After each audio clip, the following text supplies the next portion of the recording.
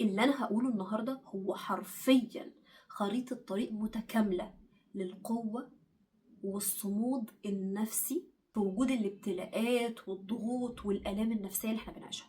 الاستراتيجية دي اسمها ثلاثية الصمود. الاستراتيجية دي حرفيا هتكون درع حقيقي في مواجهة أزمات الحياة كلها بلا استثناء.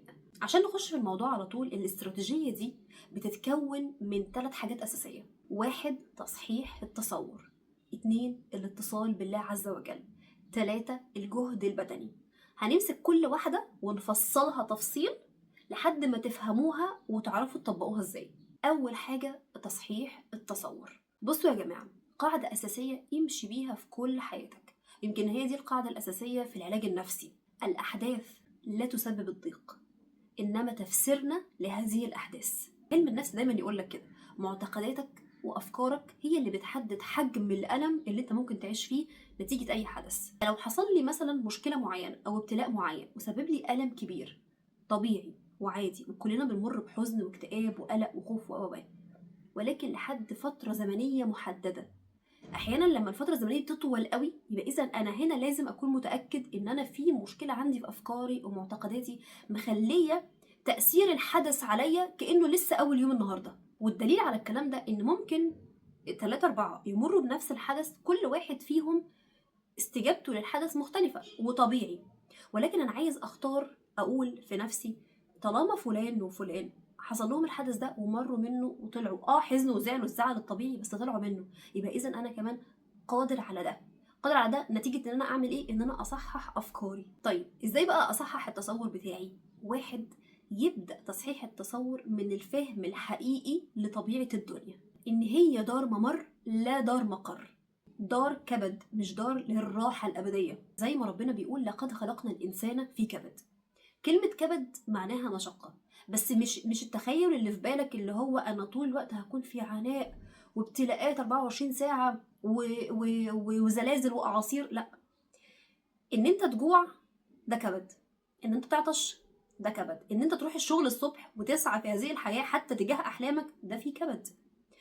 ودوت اللي هو الشيء المعاكس للجنة. الجنة ما فيهاش كده، أنا لا بجوع ولا بعطش ولا بتحر ولا بسقع.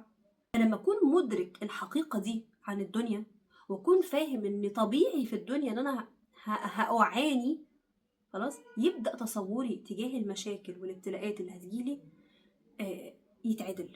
فبدل ما بشوف الابتلاء كأنه عقوبة من الله سبحانه وتعالى أو إنه النهاية اللي هتقضي عليا، لا، أنا ابتدي أشوف إنه هو اختبار.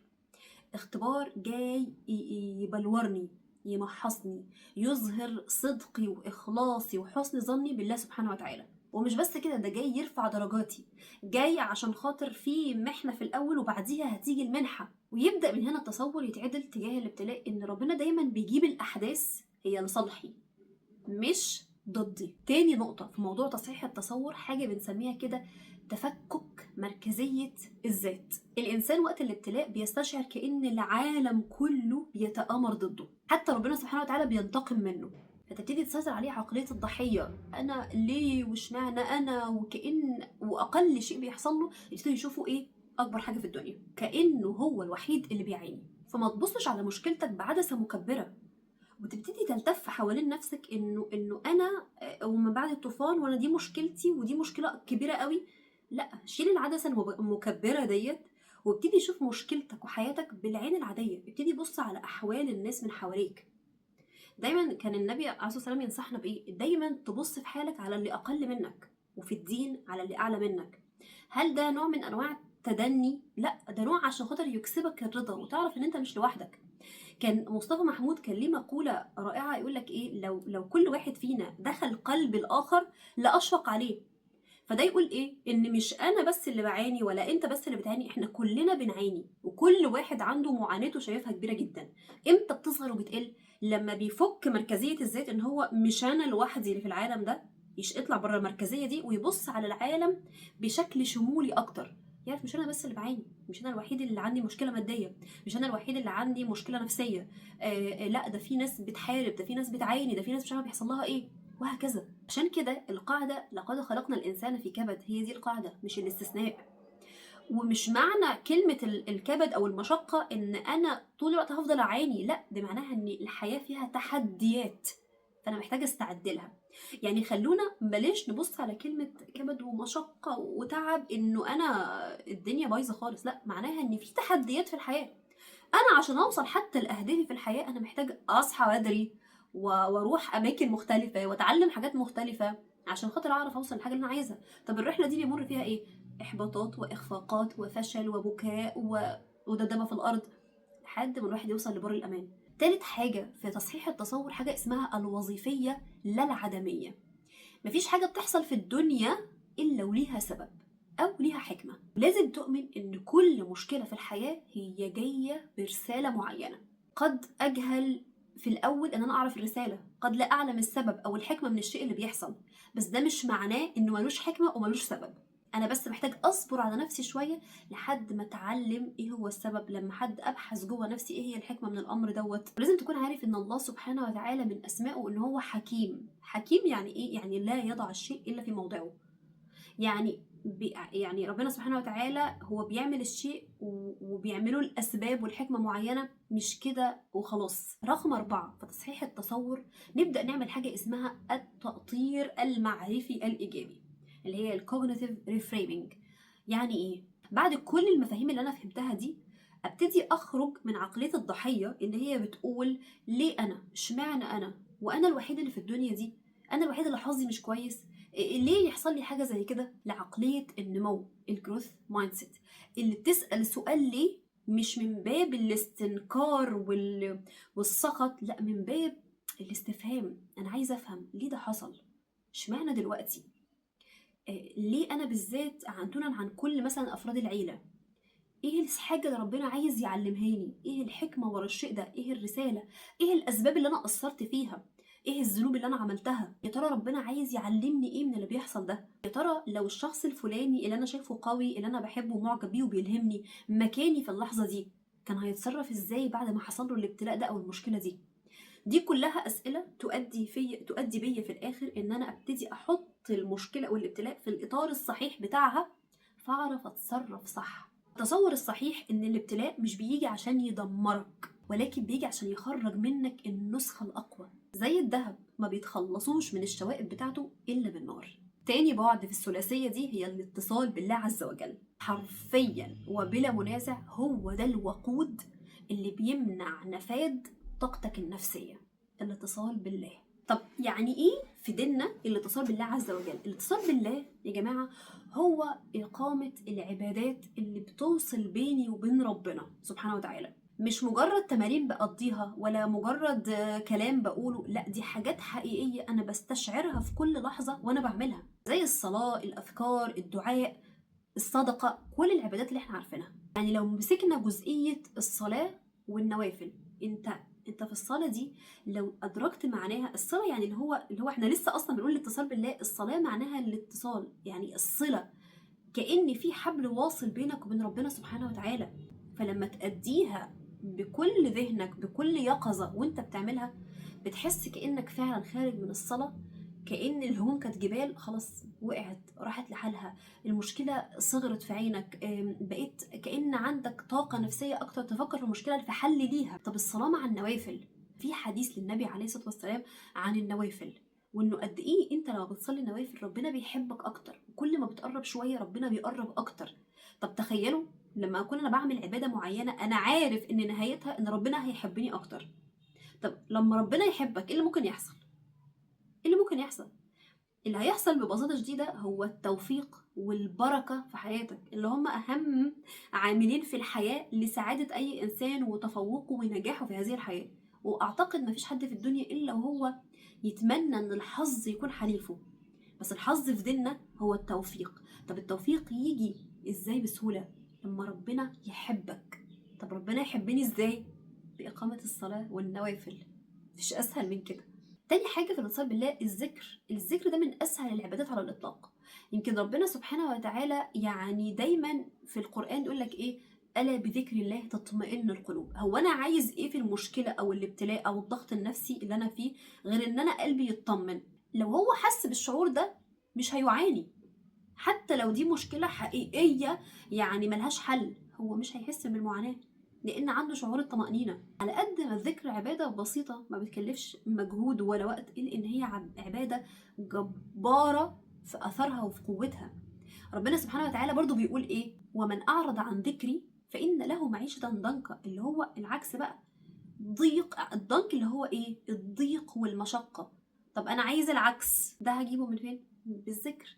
فالاتصال بالله سبحانه وتعالى بيتم بأبسط الصور، بس ان انا اكون بس العبادات دي بعملها وانا نيتي فيها واضحه، ان ربنا سبحانه وتعالى يحبني، يرضى عني، ينور بصيرتي. مش بعملها كانها تمارين رياضيه. مش بس كده، اتصالك بالله سبحانه وتعالى بيديك يعني اهم نقطتين الواحد ممكن يكون محتاجهم في الحياه: الثبات والصبر. ربنا سبحانه وتعالى بيقول ايه؟ يا ايها الذين امنوا ان تنصروا الله ينصركم ويثبت اقدامكم. يعني ايه تنصروا الله؟ يعني تبعدوا عن النواهي اللي هو قال عنها، تقربوا من الطاعات اللي هو قال عليها، اللي احنا كنا بنقوله من شويه، الصلاه والذكر والبعد عن المحرمات والكلام ده كله. في الاخر يحصل ايه؟ ربنا ينصرني في الحياه دي، ينصرني مع نفسي، ينصرني على الاخرين، ينصرني مع في كل حاجه في الحياه. وايه؟ ويثبت اقدامي، يعني يوهبني الثبات الانفعالي والثبات النفسي، وان انا في عز اي مشكله وابتلاء كاني بالظبط قاعد على البحر. انا عندي ثبات، قلبي قاعد مكانه. من ايه؟ من ان انا اقمت الاتصال بالله عز وجل صح. فاكرين الايه اللي في سوره البقره اللي هي بتاعت قصه طالوت وجالوت، لما كانوا بيقولوا المؤمنين ربنا افرغ علينا صبرا وثبت اقدامنا وانصرنا على القوم الكافرين. الصبر بيطلب، يعني انا اقول يا رب صبرني، يا رب اوهبني الصبر، فربنا يصبرني اكتر. فلما انا اصبر وانصر الله واثبت في مكاني، ربنا يعمل ايه؟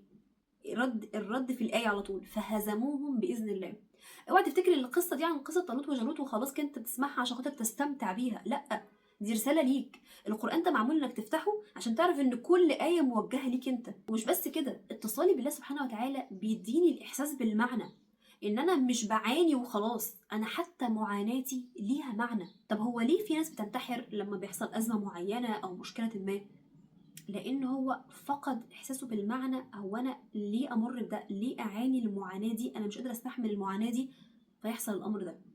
لكن لو انا عارف ان المعاناه دي جايه، الابتلاء ده مثلا جاي من الله سبحانه وتعالى، والمعاناه اللي انا بعانيها دي ليها اجر وليها ثواب وليها نهايه وليها نتيجه معينه، فانا هفضل عايش على هذا الامل وهذا الاحساس بالمعنى. واثناء اتصالك بربنا سبحانه وتعالى انت بتفرغ شحنه سلبيه كبيره من خلال الدعاء والشكوى لربنا والفضفضه مع ربنا. انت لما بتسجد كده وتقعد تدعي ربنا وتشكي له وتقول له اللي حصل لك اللي هو عارفه، بس الطريقه دي نفسها، الحكايه دي نفسها اللي انت بتحكيها لربنا لوحدها فيها علاج. انت بتفرغ كل الألم اللي جواك وبتعمل الفضفضة في أسمى صورها. ليه؟ انت بتفضفض لمين؟ لحد متقبلك تقبل غير مشروط. ومش بس كده، النقطة الأهم، بتحكي وبتفضفض للي له القدرة الكاملة على تغييرك تغيير كامل وتغيير كل ظروف حياتك بشكل كامل. خلاص، انت مش بتحكي لواحد صاحبك فهيسمعك ويقولك معلش ويمشي، لا، انت بتحكي لمن له القدرة الكاملة في فعل أي شيء في هذه الحياة. كأنك رايح تحكي الملك مشكلتك، انت رايح وكلك يقين انه هيحلها لك، ولو ما حلها لكش هيريحك ويطمنك ويقولك بص هي ليها مدة معينة أو وقت وهتمر بيه، أو ما تقلقش هي هتتحل، مالكش دعوة بالكيفية ولا بالوقت، أنا هحلها لك. حتة اليقين دي، حتة الطمأنينة للمالك ده ان هو هيعمل كده، بتخليك خلاص بتمشي في الحياة مهما كان في ابتلاءات، مهما كان في مشاكل. اخر بعد بقى في الثلاثية دي وهي الجهد البدني. النفس والقلب والعقل كلهم بيسكنوا في حاجة واحدة وهي الجسد، وكل واحد فيهم بيأثر في التاني بشكل ما. والجسد ده من اهم الحاجات اللي احنا ممكن نكون بنغفل عنها اثناء لما يكون في مشكله او ابتلاء. من عايزين طول الوقت نخفف من الالم اللي في قلبنا، نخفف من التفكير اللي في عقلنا، لكن بنسيب جسدنا وكانه هو ملوش دور في عمليه العلاج دي. النبي عليه الصلاه والسلام بيقول لك ايه؟ المؤمن القوي خير واحب الى الله من المؤمن الضعيف. القوي دي ما معنى ايه؟ قوي في علمه، في ايمانه، في بدنه. طب اللي هيساعدني ان انا اكون قوي ده ايه؟ هنا بقى يجي الجهد البدني. طب الجهد البدني دي بتشمل حاجات كتير قوي على فكرة. بتشمل الرياضة بكافة أنواعها، بتشمل السعي لأهداف معينة في الحياة محتاجة مشقة وجهد ما، بتشمل حتى إن أنا ممكن أبقى أنا متولي مسؤولية طلبات البيت، طالع نازل رايح جاي، مش قاعد في عزلة ولا في سكون ولا في استكانة على السرير. النبي عليه الصلاة والسلام كان دائم الحركة، فالحركة الدائمة دي والجهد البدني بيطرد عنك الكسل وإحساس العجز والوهن والخور النفسي إن أنا مش قادر أقاوم هذه الحياة وإن أنا عاجز قدام هذه الابتلاءات والمشاكل. يجي الجهد البدني يمسح كل ده. لما تكون في حركة مستمرة، مش بس كده، الضغوط والمشاكل بتعلي عندك هرمونات التوتر، الكورتيزول والأدرينالين، فبتبقى طول الوقت انت في حالة من القلق والخوف والاضطراب. كمية الهرمونات اللي طلعت دي تتنفس فين؟ فمحتاجين ان احنا في اللحظة دي نعمل جزء من الجهد البدني او العمل الشاق بأي طريقة كانت، اللي تخلي الهرمونات دي او المواد اللي فرزها جسمي تطلع بره جسمي، يبتدي جسمي يرجع تاني يحس بالطمأنينة والسكون. ده غير ان الحركة المستمرة او الجهد البدني ده بيكسر حلقة كده بنسميها الاكترار الافكار. انا مخي 24 ساعة شغال في الفكرة، مش مبطل. يجي الجهد البدني اللي هو بقى فيه مثلا جري، في سباحة، في مشوار طويل، في مشي حتى ولو سريع، في لعبة قتالية، ايا كان الحاجات دي كلها، يخليني غصب عني جسمي ما يقدرش في اللحظة دي انه يركز في الحاجتين، يركز في اكترار الافكار واقعد افترض سيناريوهات كتير وفي نفس الوقت اعمل هذا المجهود البدني. فهو في اللحظة دي بيكسر لي حلقة الاكترار، فيبقى كل تركيزي منصب في الحاجة اللي انا بعملها دلوقتي دي، فيبتدي العقل المنهك يرتاح. وده بيخليك بقى كمان بيخليك تحس انه برغم ان انا عاجز تجاه المشكله، الا انه وقت الرياضه ووقت الجهد اللي انا بعمله ده بيخليني احس ان انا تاني، ان انا قادر، ان انا لسه ليا تحكم على هذا الجسد. فده يخليني احس بايه؟ يخليني احس بالكفاءه الذاتيه، يخليني احس ايه؟ بثقه بالنفس اعلى بكتير، فيبدا يخليني اروح ان انا قادر، فانا قادر على حل المشكله. اخر حاجه ان الواحد يكون عنده فيجن كبيره، حلم كبير بيسعى اليه، وخاصه لو كان الحلم ده فيه اخلاص ومتصل برضه بالله، يفضل الدافع طول الوقت شغال. ساعتها يحصل ايه؟ تتساقط من حواليك الابتلاءات والمشاكل، لان انت اوكي انا متضايق وحزين بس ما عنديش وقت كافي احزن وازعل، لان انا عايز اشتغل على حلمي، على هدفي. وده محتاج جزء كبير من الجهد البدني اللي هصرفه في هذا السعي. بس دي بقى هنتكلم عنها المرة اللي جاية.